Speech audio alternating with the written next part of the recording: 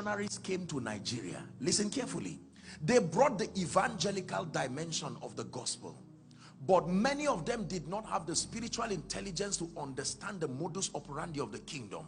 They did not open us up to the dynamics of victory in its entirety. Many of them came and they did not even know why they died. They just came to villages and brought the gospel and died. Some went back. And now they did their best. We must give them that honor. Except that personal and territorial revival. Let me challenge you. Go and study on the revival in Fiji Island. If you can go, I'm sure it should be on YouTube. You go and read about the documentary. They killed and massacred some missionaries who came to preach.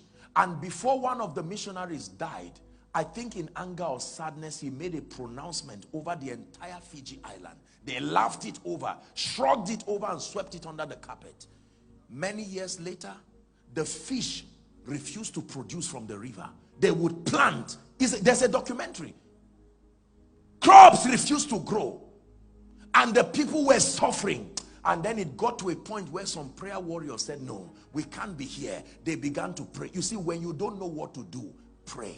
It is in prayer that what to do comes.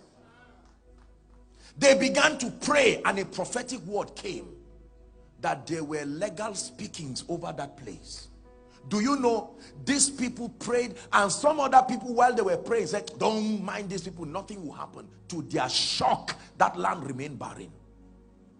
Until a few people came with spiritual intelligence. Fortunately, they could access the grandchildren of those missionaries that were murdered.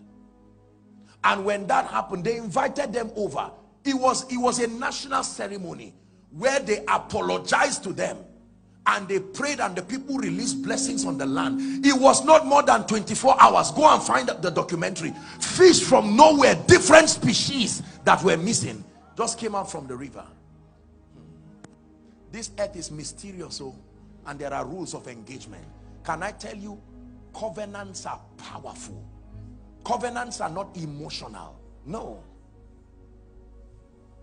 It is the reason why anything God takes serious in your life, he creates a covenant around it. Marriage, your salvation. When God wants to take anything serious, he does not trust the vacillations of emotions. If God has not brought a covenant to that thing, you will not get his best.